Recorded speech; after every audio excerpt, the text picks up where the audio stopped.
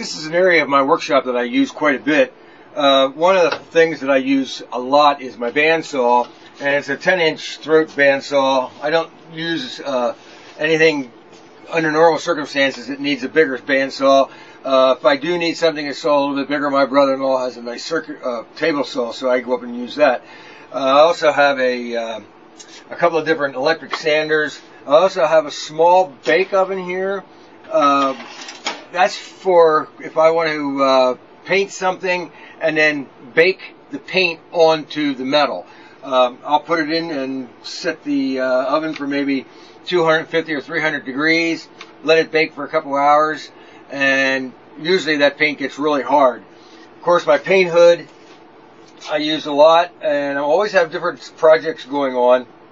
Here I painted some concrete blocks. They're celly castings that are metal. It's a lead-based metal, and I just use some primer, gray primer on them, and they end up looking like concrete blocks. Got a couple of barricades here that I'll end up painting yellow. There's a little cement mixer, and I got a couple of mailboxes, rural mailboxes that I'm going to put on the layout. Just get some paint on them. Also, the other thing I decided to do this year is to paint the Dutch Wonderland monorail blue. So here it is. It has 2 coats of paint on, and actually 2 coats of a